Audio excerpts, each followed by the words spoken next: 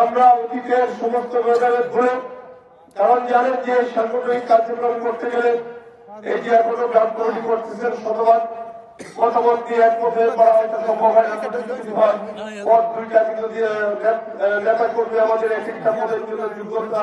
মাঠপাটিতে 4-5 জন আছে এক একটা জায়গায় কমপক্ষে। যেভাবেই করে থাকুক দলের একটা সিদ্ধান্ত যেহেতু আমরা নিয়েছি, যাদের নেতৃত্বে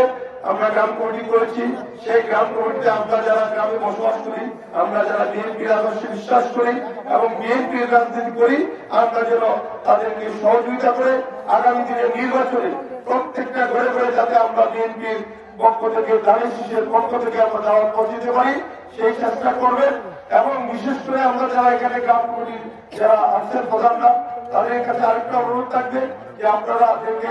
গ্রাম কমিটির দায়িত্ব দেওয়া হয়েছে, মানে আপনারা শুধু মিটিং মিছিলের মধ্যে সীমাবদ্ধ থাকবেন সেটা না, আপনারা প্রত্যেকটা ঘুরে ঘুরে আপনাদের নিজের গ্রামের কাজ আগে করে পরে অন্য কাজে চিন্তা করবেন।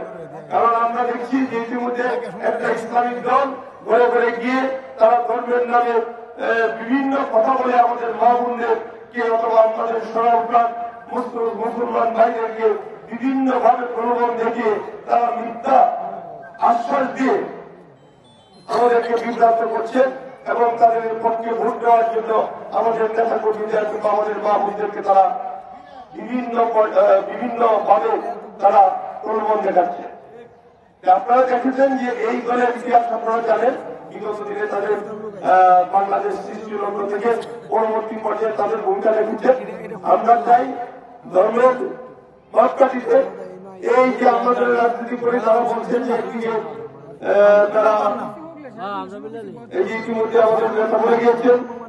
যে তারা ধর্মকে অপব্যবহার করে এমন পর্যায়ে নিয়ে গেছে তারা রোজা পূজা করে এবং